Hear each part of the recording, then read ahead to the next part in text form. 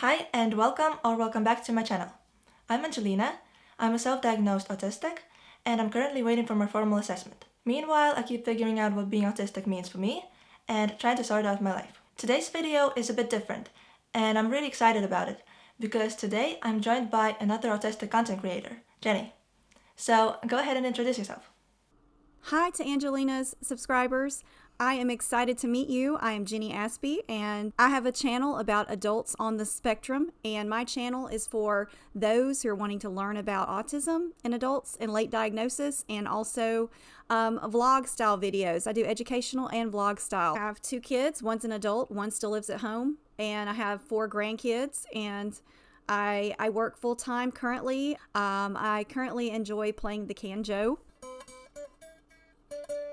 Another one of my hobbies is editing and making videos. I self-taught myself, that didn't even sound right. I am self-taught in making, editing videos. Photography is one of my big hobbies. I've done that one from the time I was a child. Really enjoyed doing composite art photography. I like to say that hobbies are the spice of life. Awesome. So I asked you guys to send me some autism-related questions. And today, Jenny and I are going to answer 3 of your questions. I'll let you go first, Jenny. Okay, bring on the questions. All right. So the first question is from Liberty Ninja, and it is, the cost for adult diagnosis in the United States is high.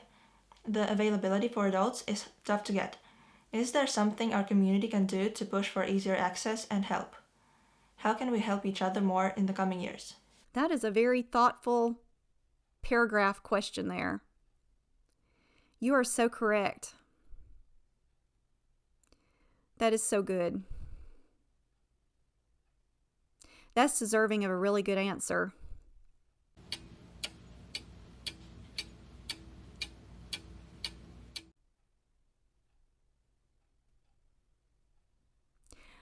I would say the more that we can talk about it on social media and on platforms like this, the better. The more people that will speak up about their experience as having autism. Yes, it can be expensive to get a diagnosis. I know in my case, my insurance paid for most of it. So it's unfortunate, if you have a good insurance, they are willing to pay more. I agree. We have an extensive and growing group of smart adults.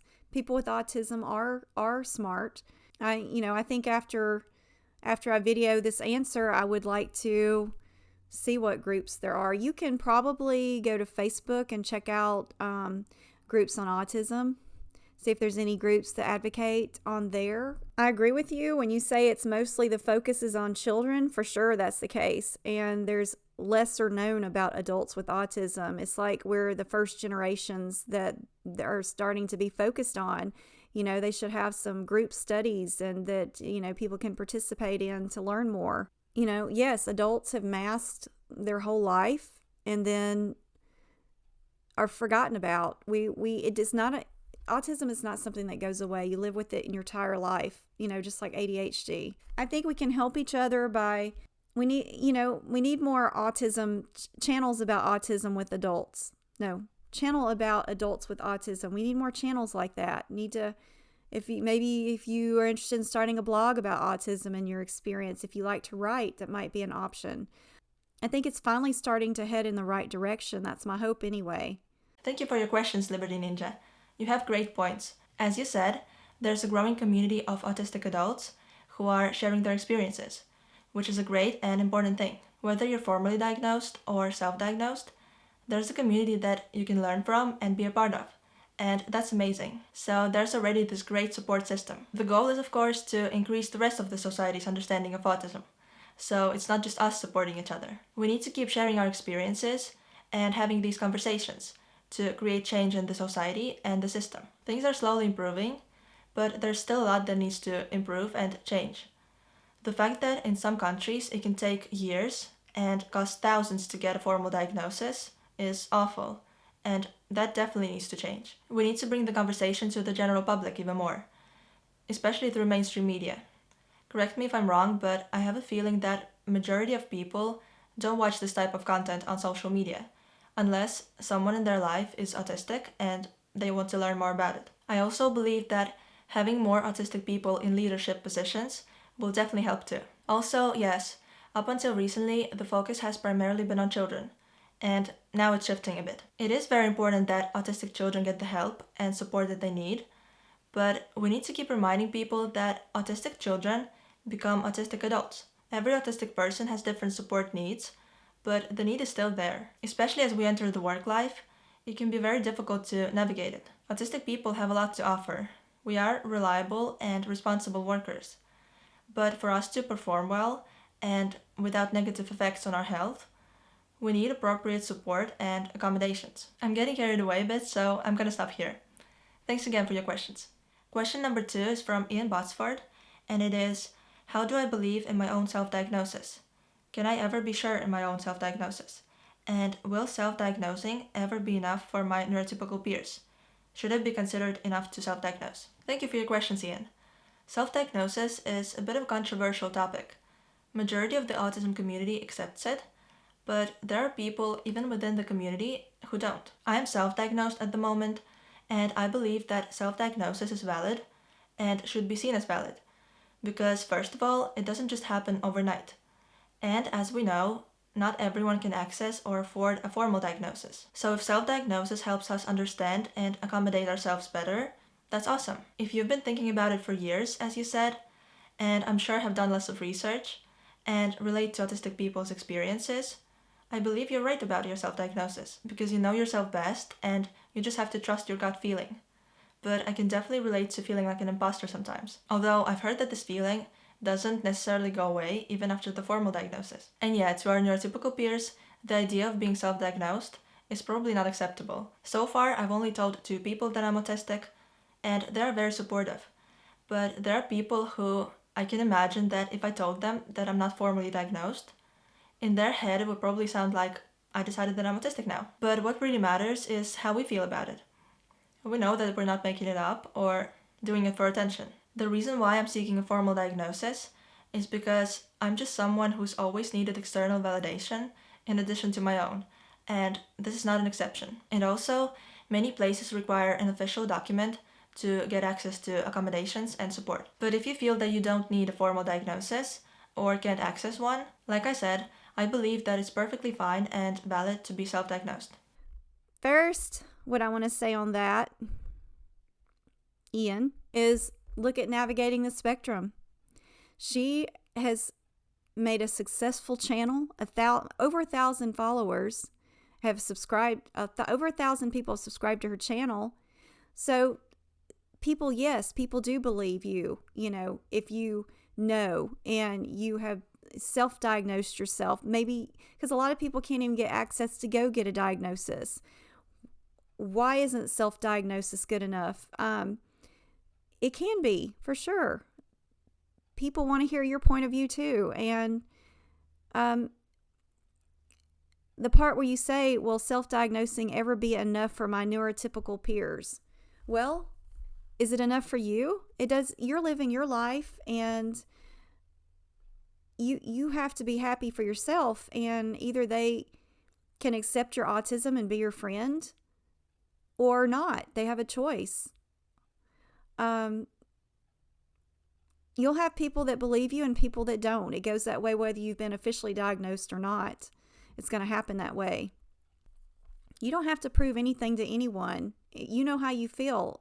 Having autism is kind of like an iceberg. I've heard this analogy before. So in an iceberg, you can see a little bit of the iceberg sticking out, but most of it is going to be underwater. So autism is like that. People cannot see what's below the surface, meaning what's inside of you, what you are feeling, what's in your head, what you know. They don't see that. All they know is what you communicate with them that you are understanding and seeing and feeling. So thank you for your question. I hope I did it justice and answered it in a good way for you. Third question is from Glenn Rose. Glenn is asking about ways of recognizing your own emotions when you can't feel them. Well, my answer on that, Glenn, is that I experienced that too. I don't recognize my emotions a lot of times either, and I may not can feel in the moment. I can feel numb. If I've just gone through an argument with someone in my family, sometimes I just feel numb. I just can't react, just can't feel anything about it. I want to cry about it, but I can't. The emotions just won't come out. I would recommend journaling, writing down how you're feeling, because I've done that. I like to write down what I'm going through, because if I don't feel like I can verbally communicate, I can write it down and read it later, or go back later on and read how I was feeling. So it is a way you can express yourself. If you can't do it verbally, try a different way, such as journaling. Yes, guys can journal too. So good luck to you, Glenn, and I hope that you are able to start getting some sleep. I will say, if I'm having trouble sleeping, that in my family, we'll use a couple drops of melatonin. That's a natural supplement. Or a valerian root. I use that for my anxiety. I hope you're able to feel better. Some people like to put lavender on their pillow, so that's just another option if you are interested in trying. That's a great question, Glenn. I definitely relate to difficulty with feeling my emotions and expressing them. Prior to realizing that I'm autistic, I never really paid attention to this.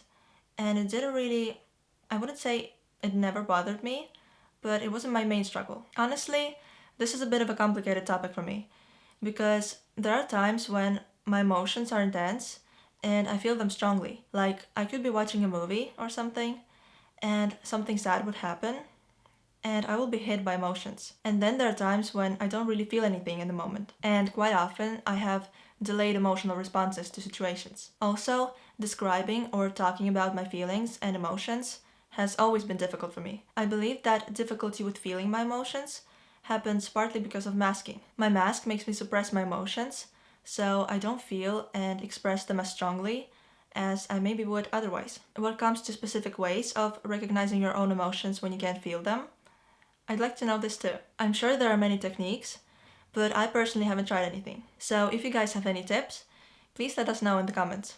I'm sure it will be helpful to many people. Angelina, I want to thank you for having me on your channel. I hope to get to meet some of your subscribers. Would love for them to reach out to me, ask questions if you want. It's been a lot of fun doing this video with you, Angelina, and I hope we can do something collaborative in the future as well. And good luck to you on your channel. I know it's going to do great things. Thank you so much, Jenny. I really enjoyed doing this video with you. Thank you for coming here on my channel. I will leave a link to Jenny's channel in the description. She has lots of great educational and fun content, and she's such an awesome and kind person, so definitely go and subscribe to her. Let's help her reach 1,000 subscribers. And check out the other video that we did on her channel. Thank you for watching. As always, let me know your thoughts in the comments, and see you next time. Bye!